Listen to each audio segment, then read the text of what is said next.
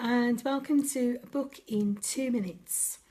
My name is Lindsay Milner and I'm a training and development consultant working mainly with non-profit organisations to help them to create awesome places to work. And while I've been doing that work, I have read a ton of books, and I thought it might be interesting to share some of the insights that I've gained from those books with you. And today's book is absolutely spot on everything to do with creating an awesome place to work. So it's kind of like one of my main references, if you like. It is called The Best Place to Work, and it is written by Friedman. And he describes it as the art and science of creating an extraordinary workplace. So it does draw on a lot of scientific research, some of the things that we've come across before in some of the other books, including some of the things that are in yesterday's book. I can't even remember the title of it now, something to do with You're Not So Smart. And things like loss aversion and how that affects the way that we behave at work. So he draws on a lot of scientific research, but it's also to do with, studying the places that he works at and stories and anecdotal evidence as well. So it's a really interesting read. He talks about the Gallup poll that's done every year about employee engagement and how only 13% of people worldwide are engaged at work. And he quotes US figures. But actually in the UK it's even worse, because only 11% of employees in the UK are engaged at work. So he examines what makes the difference within the workplace, what makes a workplace feel much better and end up with engaged employees compared to the other 89% of organisations. And he looks at things like the environment to practice and fail, and to innovate without fear, and that's where the loss aversion comes in. Because if you are afraid that you're going to lose face at work, or that you're going to lose the respect of your peers or your boss, or you might even lose your job, then you can't really operate at your most effective, because you're constantly afraid that you're going to make a mistake. He also looks at the physical space, what works well in terms of, is it best to have like a massive open plan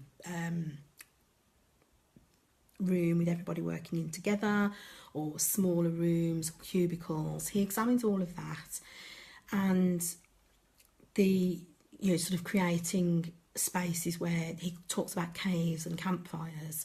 So for certain types of tasks, a cave kind of being alone and being able to focus and concentrate without interruption. And in other times and for other tasks, you do want a collaborative workspace where everybody can talk and meet and discuss and exchange ideas. And he also looks at, I can't remember what was the third thing I was going to say. Community. Yeah, so that's a really important one. He looks at how to create a community at work, because if we have a friend at work, if we have friendships, then we are more productive, more loyal to the workplace, happier at work, live longer, all kinds of benefits just from having a good community at work. So he looks at how to create those communities at work. And he says that for a workplace to be a good place to work, there are 3 overarching things that it needs. It needs to meet our psychological needs, and he calls these autonomy, competence and relatedness. You might notice they're not that different from Daniel Pink's autonomy, mastery and purpose.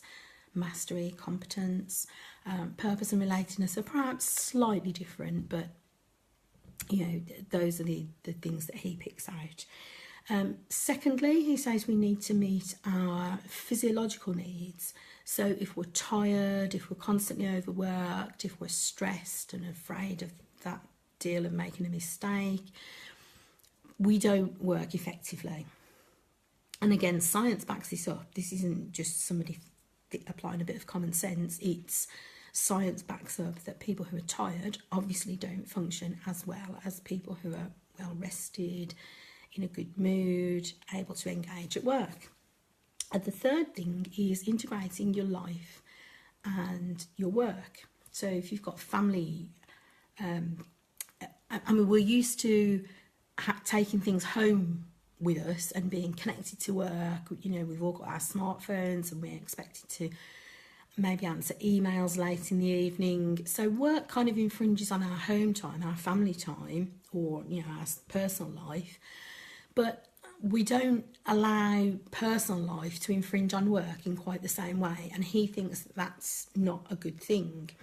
You should be able to have the flexibility to, you know, come in late because it's your daughter's school assembly. So, you know, to fit in those kind of domestic requirements around your work, which again also brings you back to autonomy, you know, being able to manage your own time and be flexible.